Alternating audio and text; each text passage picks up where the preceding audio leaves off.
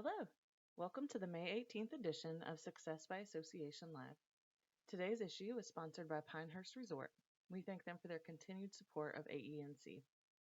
Today's article is written by Mike Collins with the Perfect Workday Company and is reprinted with permission.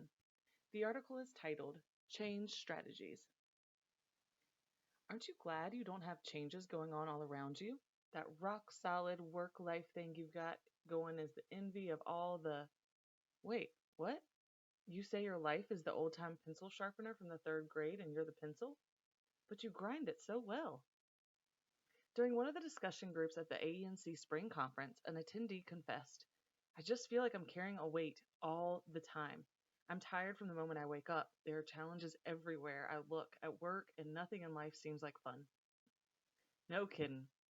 While this may not offer the quilt at grandma's kind of comfort you would like, please understand you're not alone. Every society on Mother Earth, every organization of any and all sizes, and every individual riding around the sun with you is also going through change. Yet there are strategies you can use to dial the stress back a bit, help you see a little further down the road, and reward you for making the trip. Here are 5 guides that can help lead you through change.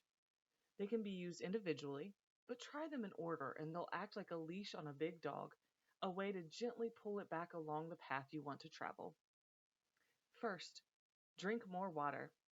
I know. Without that bucket of Starbucks Mocha Grande, Coke, Mountain Dew, Bojangles iced tea to start the day, you simply won't be human. Fine. Start the day as you usually do, but during the day, drink more water. Search water apps online and you'll see a list of technological mama's voices that beep reminders on the hour. Don't dither. There isn't a best one. Do eeny, meeny, miny, mo, and pick one. Here's the point. Water is the second most important go juice for your body, after air. If your hydration level drops by 2 to 3%, it inhibits your ability to do simple math. It slows your reaction time when you're approaching intersections. Water keeps your energy level on an even keel. And let's take a few seconds and talk a little more about your body. It's the vehicle that carries you through change, through life. Be better, nicer, more attentive to your ride. During times of change, plan on eating a little better and sleeping and moving a little more. I know you're busy, but you're alive. Respect that. Next, see change as a challenge. The key is looking at the change as a positive challenge, no matter what it is. This isn't a Pollyanna pledge in which you ignore the possible downsides and fictionalize the upsides. Research shows that asking what is the best outcome when facing challenges encourages possibility thinking, prompts physical energy boosts, and lowers stress levels. If you have the courage, try this. Ask a real friend. You know those folks who pull you aside to tell you have toilet paper stuck on your belt instead of telling you loudly in front of a group of people? To listen to you talk about life or whatever for a few days. Then, they report to you about which direction, positive or negative, most of your conversations roam.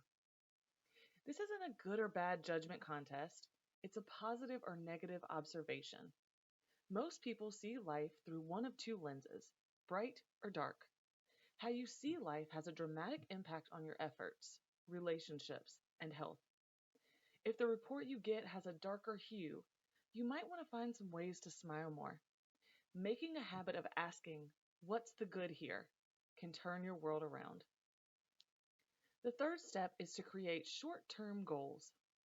In The Dip, Seth Godin's best-selling book about change, he labels the bottom of the dip the dreaded middle. I call it the wilderness. The concept of a wilderness has been used throughout human storytelling history as a metaphor for being lost. Have you ever felt lost in the middle of change? Do you feel lost right now? When you're in the wilderness or the dreaded middle, you don't worry about getting to the end of the journey. You focus on the next step, and then the next, and then the next.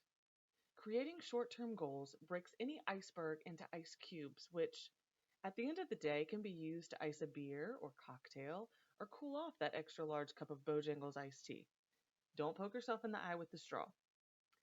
Setting and achieving small goals keeps you moving. Getting it all done in times of change has a better chance of happening if you follow through with the fourth step: do a to do list. Eric Abrahamson, professor of management at Columbia University and author of Change Without Pain, says times of change, especially repetitive change, one change after another, are characterized by change related chaos.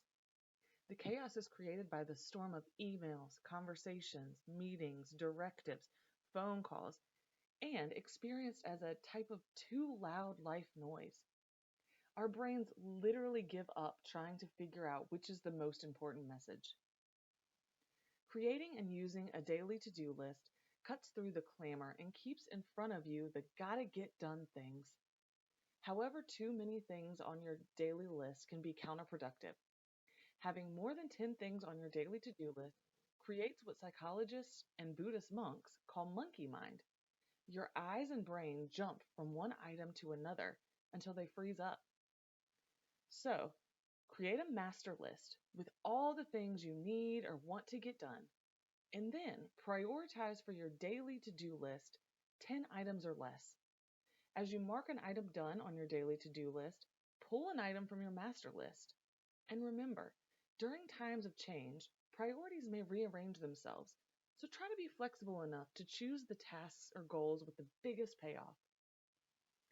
Finally, create rewards.